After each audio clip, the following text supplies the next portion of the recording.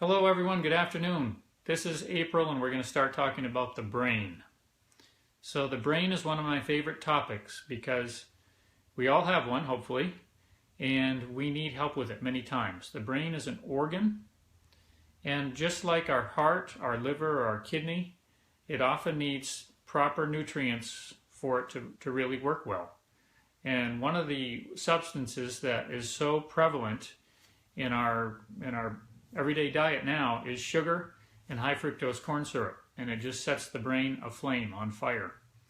And so as a result of that inflamed brain, we become more prone to things like excessive worrying or obsessive compulsive type behavior, or even things like Alzheimer's and dementia are aggravated by all of this. So I'm going to break down the brain into 5 different areas. We're going to talk about the cingulate area today, and then we'll also talk about deep limbic and temporal lobe and prefrontal cortex and so forth. So today the fun topic is about the cingulate system, which I really like because it's the gear shifter of the brain, and it connects the 2 hemispheres of the brain, the right and the left hemisphere. So the right brain is usually thought of as the more creative, artistic side of the brain, while the left brain is more analytical and working with numbers and that type of thing. So we need both, do we not? We need both.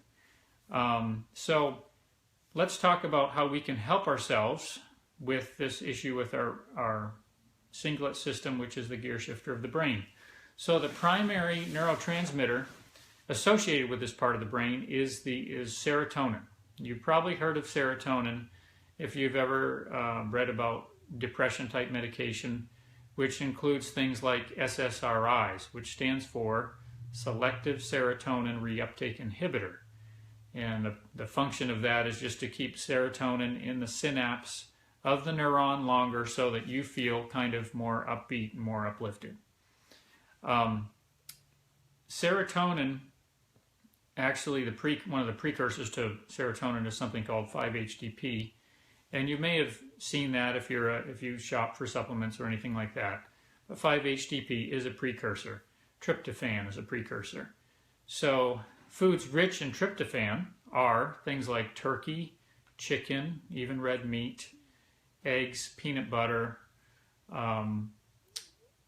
milk, the white potatoes. Those are all foods that are really rich in tryptophan. Hi, Dr. Tim. Nice to see you watching today.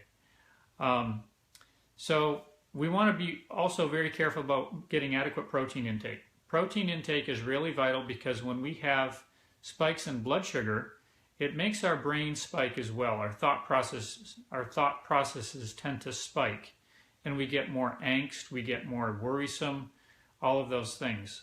So you'll notice that if you're really eating well, if you're eating really clean one week, you'll notice that your ability to handle stress is far better than if you're not. And one time of year that I particularly like to point out is around Christmas season, because everybody loves to love us with sugar. And so when we get so much sugar, people are inevitably depressed by the time January rolls around. And I think it has a lot to do with shorter days and so forth, but it has a lot to do with how we're eating. So that's something that you can do for yourself. Get adequate protein intake, foods rich in tryptophan. Another thing you can do for yourself is get St. John's wort. Now, I caution you with this one because St. John's wort, while it's a wonderful herb, it really needs to be a high quality herb, and it also needs to be not taken if you are taking other medications. St. John's wort isn't a medication, but if you're taking medications, for example, like high blood pressure medication, that will cause a potentiating effect or an exaggerating effect on the blood pressure medication, and we don't want that because it'll drop too low. So it's best to avoid St. John's wort and use something else in the place of that. There's things like 5-HTP as an example. So the other thing that we can really do is sometimes there's ways that we can train our brain by doing certain brain exercises. So there's a book that I'm going to point out to you called Brain Lock, and it's probably available on Amazon. It's specifically for people with OCD type behavior, and maybe not all of us are considered obsessive compulsives, but maybe a lot of us have that type of tendency. And so we could probably get a benefit from this book. But what it does is it actually helps us to become aware of certain thoughts that are like obsessions, and we can start to retrain the way we think. And I won't go into how all that works, but it's actually pretty neat how it does work, and we actually can lay down new neuron pathways that help us to think differently and to cut short, to cut off at the pass the thoughts that get us into trouble or create more worry and so forth. I don't think I went over all the types of symptoms that happen when we have a problem with the cingulate area, but some of them include, besides obsessive compulsive thinking and worrying, oppositional type behavior.